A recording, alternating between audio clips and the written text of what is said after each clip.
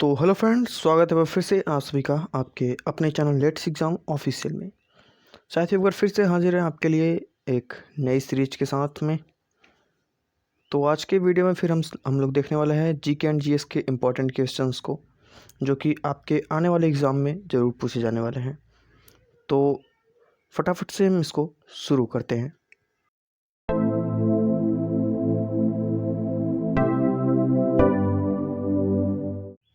तो first question है साथियों यहाँ पे हमारा कि व्यापार के लिए भारत आने वाले पहले यूरोपीय कौन थे।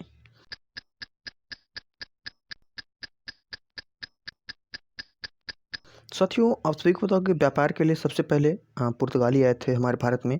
इन्होंने ही व्यापार में यहाँ आए, फिर उसके बाद अंग्रेज़ भी आए, फ्रेंच, डच यहाँ पे सब आए, लेकिन सबसे पहले यहाँ पे पुर्तगाली ही आए थे भारत में व्यापार के लिए। तो नेक्स्ट क्वेश्चन की ओर बढ़ेंगे अब। नेक्स्ट क्वेश्चन से आते हैं, निम्न में से कौन नीली जल नीति से जुड़ा है।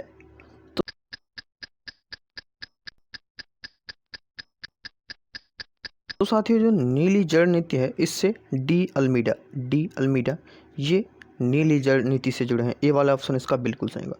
साथियों, नीली जल नीति क्या है? साथियों, नीली जल नीति है या ब्लू वाटर नीति इसको एक तरीके से कहते हैं। एक ऐसी नीति थी जिसमें भारत में पुर्तगाली के पहले वायसराय फ्रांसीसी डी अल्मोड़ा ने भारत भूमि पर एक किले का निर्माण करने की वजह समुंदर से अपनी शक्ति को अधिक बनाने की फैसला किया था।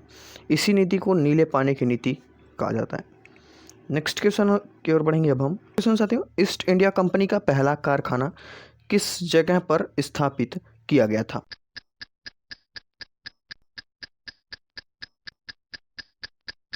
तो साथियों, आप सभी को पता कि जो ईस्ट इंडिया कंपनी की पहला जो कारखाना था वह सूरत में लगाया गया था। जी हाँ, इसका डी वाला ऑप्शन बिल्कुल सही होगा। सूरत में ईस्ट इंडिया कंपनी ने अपना पहला कारखाना लगाया था।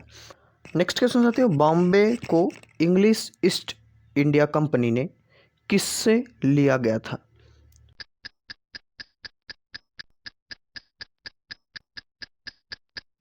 तो साथियों, जो बॉम्बे को इंग्लिश ईस्ट इंडिया कंपनी थी, इसको पुर्तगाली द्वारा लिया गया था। जी हाँ, पुर्तगाली द्वारा इसको लिया गया था, यानी डी वाला ऑप्शन इसका बिल्कुल सही होगा।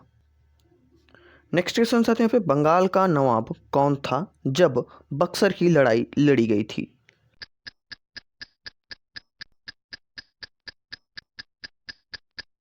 तो साथियों, जब बक्सर की लड़ाई लड़ी गई थी उस टाइम पे बंगाल का जो नवाब था वो था मीर कासिम। जी हाँ, मीर कासिम जब बक्सर की लड़ाई हुई उस टाइम बंगाल का नवाब था, यानी सी वाला ऑप्शन इसका बिल्कुल सही होगा। नेक्स्ट क्वेश्चन साथियों, निम्नलिखित में से किस शासक ने अंग्रेजी ईस्ट इंडिया कंपनी को दीवानी अधिकार दिए थे। तो साथियों,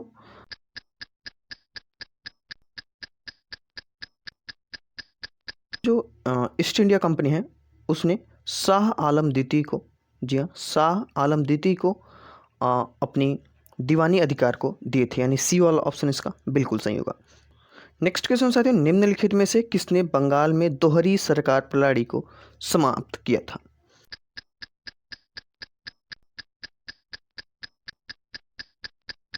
यानी एक डबल तरीके से सरकार चलाई जा रही थी, उसको यहाँ पे बंगाल में जो वॉरेन हेस्टिंग थे इन्होंने ही इसको समाप्त किया था बंगाल में। तो यानी सी वाला ऑप्शन इसका बिल्कुल सही होगा। साथियों, क्वेश्चंस काफ़ी इंपॉर्टेंट हैं, तो आप नोट करके ज़रूर से रखिएगा। जो अभी अग्निवीर एयरफोर्स की तैयारी कर रहे हैं उनके लिए तो मोस्ट इम्पॉर्टेंट क्वेश्चन है, और जो नेवी की कर रहे हैं, आर्मी की कर रहे हैं, उनके लिए भी ये काफ़ी इंपॉर्टेंट क्वेश्चन बन रहा है हमारी तरफ से। तो नेक्स्ट क्वेश्चन है साथियों, सहायक संधि को किसके शासनकाल के दौरान लागू किया गया था।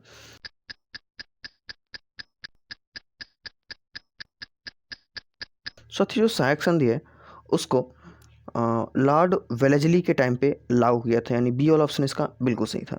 साथियों, जो सहायक संधि है यह भारतीय उपमहाद्वीप में लाई जो लॉर्ड वेलेस्ली ने, इन्होंने 1798 से 1805 ईस्वी तक इन्होंने रहे यहाँ पे। इन्होंने अंग्रेजी राज्य के विस्तार के लिए सहायक संधि का प्रयोग किया। यह एक प्रकार की संधि है जो ब्रिटिश ईस्ट इंडिया कंपनी को भारतीय रियासतों के बीच में हुई थी। यानी ब्रिटिश इंडिया और भारत के जो रियासती थे यानी रियासतों थे उनसे अटैचमेंट था। नेक्स्ट क्वेश्चन साथियों, भारत में पहला रेलवे लाइन किसके शासनकाल में शुरू की गई थी?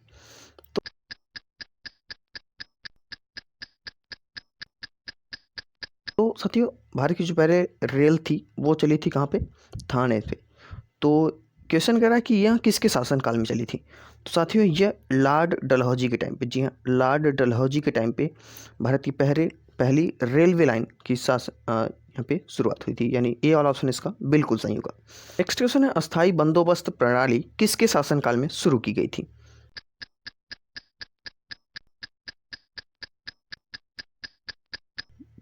तो साथी, जो अस्थाई बंदोबस्त प्रणाली है यह लॉर्ड कॉर्नवालिस, जी हाँ, लॉर्ड कॉर्नवालिस के टाइम पे यहाँ पे शुरू किया, यानी बी वाला ऑप्शन इसका बिल्कुल सही होगा। तो निम्नलिखित में से कौन भारत के पहले वायसराय थे?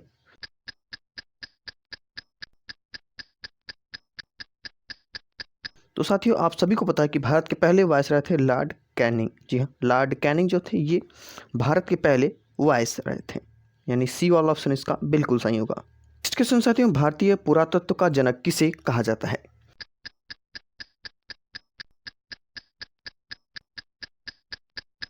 तो साथियों, जो भारतीय पुरातत्व है इसके जनक अलेक्जेंडर कनिंघम, जी हाँ, अलेक्जेंडर कनिंघम को भारतीय पुरातत्व का जनक कहा जाता है, यानी ए वाला ऑप्शन इसका बिल्कुल सही होगा।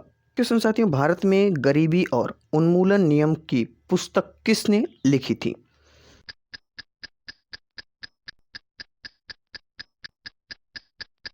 साथियों, आपको पता है कि जो भारत में उन्मूलन और गरीबी की पुस्तक थी, यानी भारत के बारे में जो लिखी गई थी, तो पहली पुस्तक लिखी थी दादा भाई नौरोजी, जी हाँ, दादा भाई नौरोजी। यह भारतीय राष्ट्रीय कांग्रेस के 3 बार अध्यक्ष भी रह चुके हैं और इन्होंने ही इस पुस्तक को लिखा। नेक्स्ट क्वेश्चन साथियों, 1857 के विद्रोह का प्रतीक क्या था?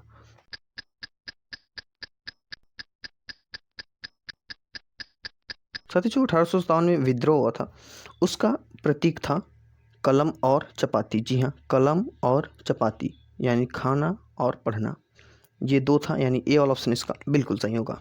नेक्स्ट क्वेश्चन है, लखनऊ में स्वतंत्रता के लिए 1857 के संघर्ष का नेता कौन था?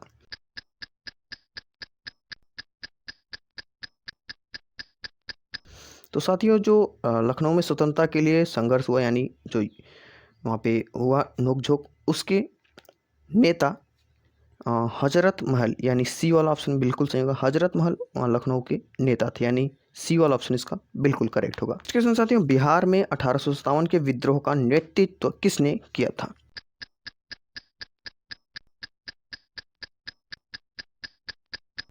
साथियों, जो 1857 का विद्रोह हुआ था बिहार में, उसका नेतृत्व कुंवर सिंह, जी हाँ, कुंवर सिंह ने किया था, यानी सी वाला ऑप्शन इसका बी वाला ऑप्शन इसका बिल्कुल करेक्ट होगा।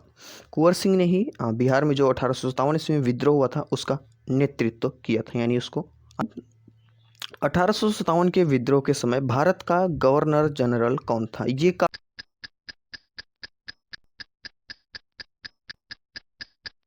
इंपॉर्टेंट क्वेश्चन है और काफ़ी बार एग्जाम में पूछा है।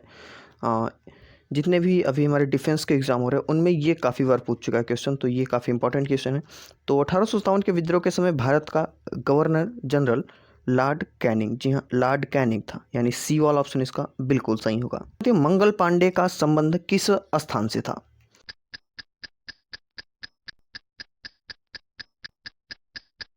तो साथियों, आप सभी को पता है कि मंगल पांडे जो था वह बैरकपुर, जी हाँ, बैरकपुर से इसका संबंध है, यानी ए वाला ऑप्शन इसका बिल्कुल सही होगा। निम्नलिखित में से किसे भारतीय अशांति का जनक कहा जाता है?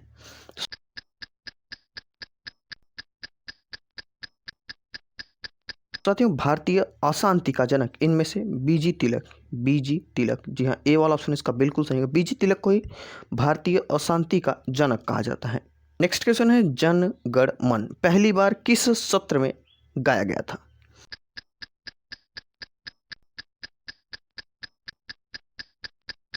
तो साथियों, ये क्वेश्चन भी काफ़ी इंपॉर्टेंट है, इसको आप नोट करके। तो जनगण मन जो है इसको सबसे पहली बार 1911 में कांग्रेस का सत्र था उस टाइम पे, उस टाइम पहली बार इसको गाया गया था 1911 में, यानी सी वाला ऑप्शन इसका बिल्कुल सही होगा। साथियों, निम्न में से किस आंदोलन ने भारतीय राष्ट्रीय कांग्रेस के विभाजन में योगदान दिया है, जिसके परिणाम स्वरूप नरमपंथियों और गरमपंथियों में विभाजन हुआ, यानी कांग्रेस दो भाग में बट गया, एक नरम दल और एक गरम दल।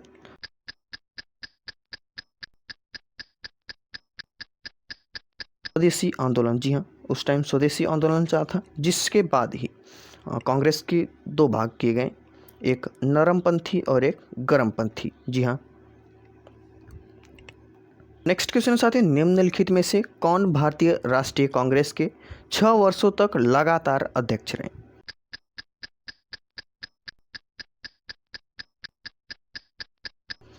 तो साथियों, भारतीय राष्ट्रीय कांग्रेस के जो अब्दुल कलाम आज़ाद थे, ये लगातार 6 वर्षों तक उसके अध्यक्ष रहे थे, यानी बी वाला ऑप्शन इसका बिल्कुल सही होगा। क्वेश्चन है, भारतीय राष्ट्रीय कांग्रेस के अध्यक्ष के रूप में चुने जाने वाले पहले यूरोपीय कौन थे?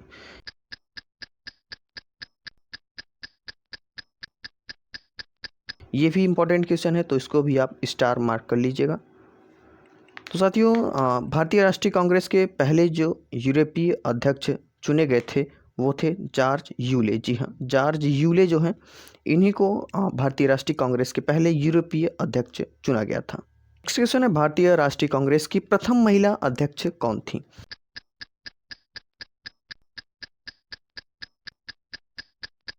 साथी, जो भारतीय राष्ट्रीय कांग्रेस थे, इसकी प्रथम महिला अध्यक्ष थी एनी बेसेंट। जी हाँ, एनी बेसेंट ये भारतीय राष्ट्रीय कांग्रेस की प्रथम महिला अध्यक्ष थी, यानी सी वाला ऑप्शन इसका बिल्कुल सही होगा।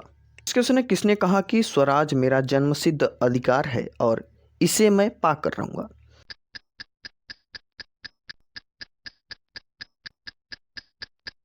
साथियों, एक तरीके से ये एक नारा दिया था इन्होंने कि स्वराज मेरा जन्मसिद्ध अधिकार है, तो इसको किसने दिया था?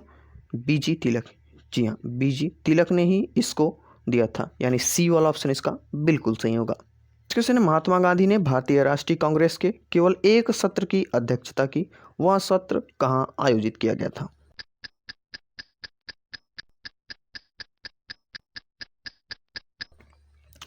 तो साथियों, यहाँ से दो क्वेश्चन बनते हैं। पहला क्वेश्चन ये बनता है कि महात्मा गांधी ने भारतीय राष्ट्रीय कांग्रेस की अध्यक्षता कितने सत्र तक की थी? तो इसका आंसर होगा एक सत्र। इन्होंने एक सत्र ही भारतीय राष्ट्रीय कांग्रेस की यहाँ पे अध्यक्षता की। अब क्वेश्चन ये कह रहा है कि कहाँ किया था इन्होंने, इसको मतलब कहाँ आयोजित किया गया था?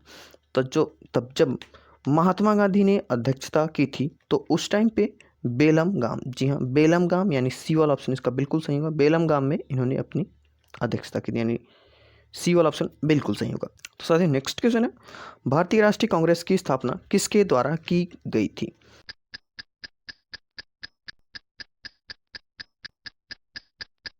साथ ही ये भी क्वेश्चंस काफ़ी बार एग्जाम में पूछ रहा है। तो ए ओ ह्यूम, जी हाँ, ए वाला ऑप्शन इसका बिल्कुल सही होगा। ए ओ ह्यूम द्वारा ही भारतीय राष्ट्रीय कांग्रेस की स्थापना की गई थी। भारतीय राष्ट्रीय कांग्रेस के दूसरे सत्र की अध्यक्षता किसने की थी?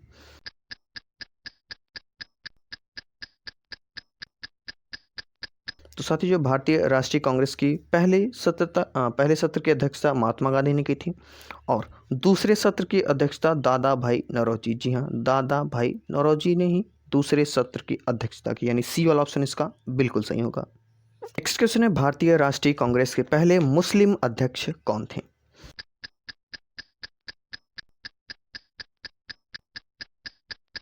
तो साथियों, भारतीय राष्ट्रीय कांग्रेस के जो पहले मुस्लिम अध्यक्ष थे वो थे बदरुद्दीन तैयब जी। जी हाँ, बदरुद्दीन तैयब जी, यानी डी वाला ऑप्शन इसका बिल्कुल सही होगा। नेक्स्ट क्वेश्चन है, भारतीय संघ के संस्थापक निम्नलिखित में से कौन थे?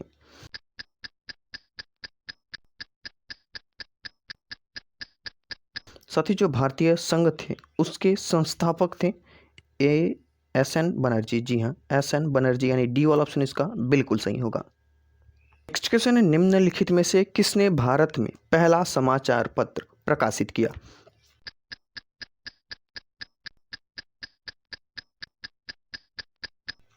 साथियों, आप सभी को पता कि भारत में पहला समाचार पत्र जेम्स एंगस्टन हिक्स, यानी बंगाल गजट की इन्होंने यहाँ पे प्रकाशित किया था, जेम्स एंगस्टन हिक्स की, यानी ए वाला ऑप्शन बिल्कुल सही होगा। नेक्स्ट क्वेश्चन है, भारत के पहले समाचार पत्र की शीर्षक क्या था?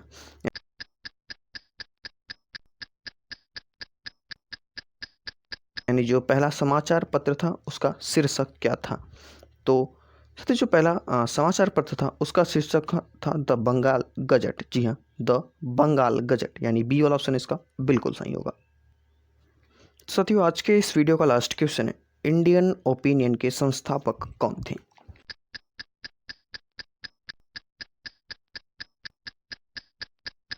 साथियों इंडियन ओपिनियन के संस्थापक थे महात्मा गांधी, यानी बी वाला ऑप्शन बिल्कुल सही है।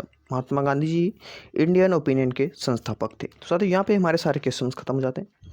अब ये वीडियो कैसी लगी आप हमारे कमेंट बॉक्स में जरूर बताइएगा। अगर वीडियो पसंद है तो वीडियो को लाइक और चैनल को सब्सक्राइब जरूर से कर लीजिएगा। साथियों अगर आपको इसका पीडीएफ चाहिए तो पीडीएफ आप हमारे नीचे लिंक है टेलीग्राम चैनल का, वहाँ से आप टेलीग्राम चैनल को ज्वाइन कर लीजिए।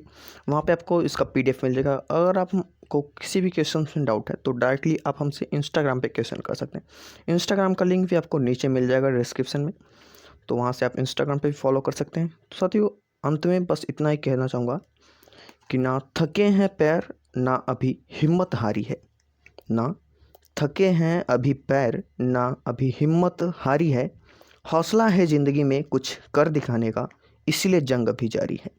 तो मिलेंगे साथियों ऐसे ही नेक्स्ट वीडियो में, तब तक के लिए जय हिंद।